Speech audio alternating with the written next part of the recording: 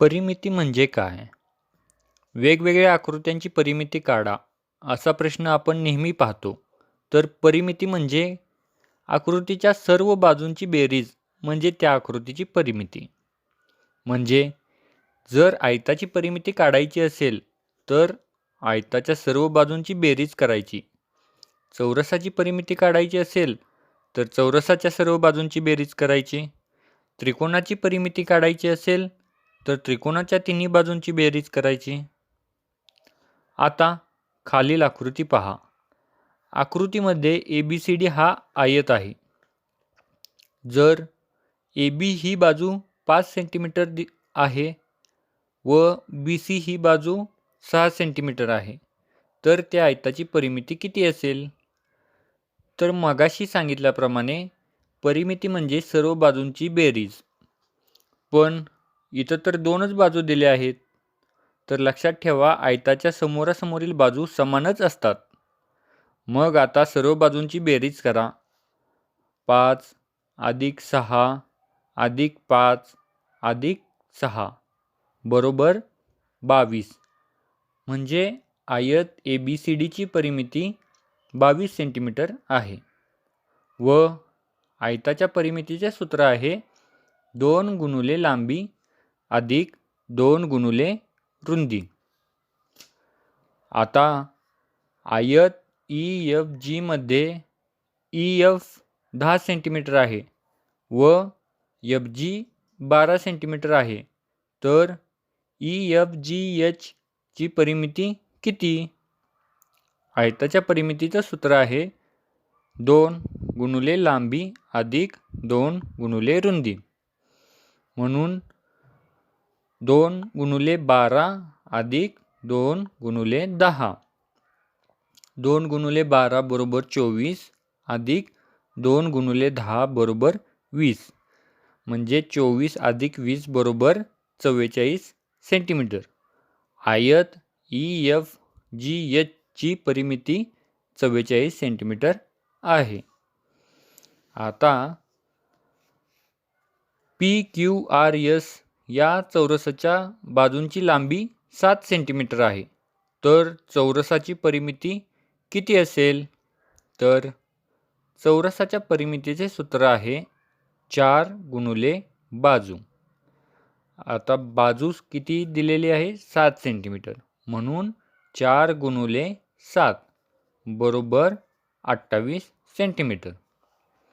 आता त्रिकोण ABCच्या बाजू AB ची लांबी 6 सेंटीमीटर, बाजू BC ची लांबी 8 सेंटीमीटर व CA ची लांबी 10 सेंटीमीटर आहे. तर त्रिकोण ABC ची परिमिती किती असेल? तर परिमिती म्हणजे सर्व बाजूंची बेरीज. म्हणून 6 अधिक 8 अधिक 10 बरोबर 24 बरोबर त्रिकोण ABC ची परिमिती असेल 24 सेंटीमीटर.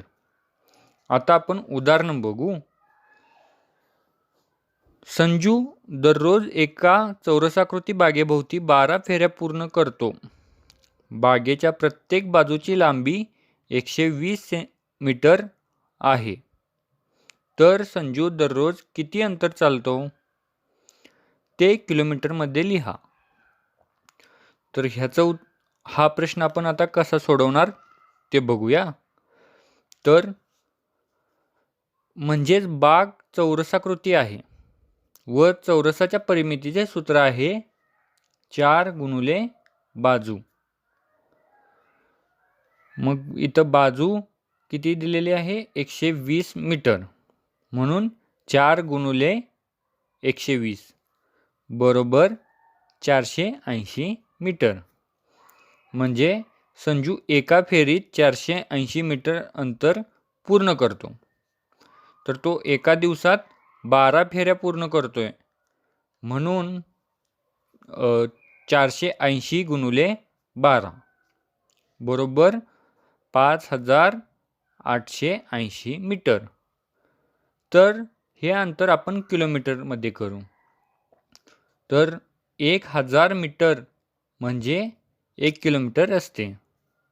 तर 5880 छेद 1000 बरोबर किती येईल? 5.880.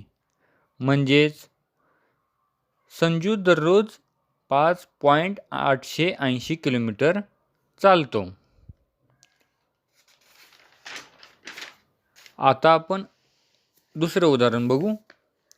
एका आयताकृती भूखंडाची लांबी 50 मीटर व रुंदी 30 मीटर आहे. त्याच्या कडेने तारेचे 3 पदरी कुंपण घालायचे आहे. तारेचा दर 60 रुपये प्रति मीटर असल्यास कुंपणासाठी लागणाऱ्या तारेचा खर्च किती येईल? तर भूखंडाची लांबी आहे 50 मीटर व रुंदी आहे 30 मीटर. म्हणजे भूखंड हा आयताकृती आहे. तर सगळ्यात आधी आपल्याला भूखंडाची परिमिती काढावी लागणार. आयताच्या परिमितीचे सूत्र आहे 2 गुणुले लांबी अधिक 2 गुणुले रुंदी. इथं लांबी 50 मीटर दिले व रुंदी 30 मीटर दिले, म्हणून 2 गुणुले 50 अधिक 2 गुणुले 30. 50 दुने 100 व 30 दुने 60, म्हणजे 100 अधिक 60 बरोबर 160 मीटर. इथं लक्ष देण्याची गोष्ट आहे की 3 पदरी कुंपण घालायचे आहे. काही प्रश्नात 4 पदरी किंवा 2 पदरी असे असू शकते, म्हणून प्रश्न काळजीपूर्वक वाचायचा. 3 पदरी कुंपण म्हणजे 3 पट तार लागणार, म्हणून 160 गुणुले 3 बरोबर 480 मीटर. तर एकूण तार लागेल 480 मीटर. आता आपण खर्च काढूया. तर उदाहरणात दर दिला आहे 60 रुपये प्रति मीटर, म्हणून 480 गुणुले 60.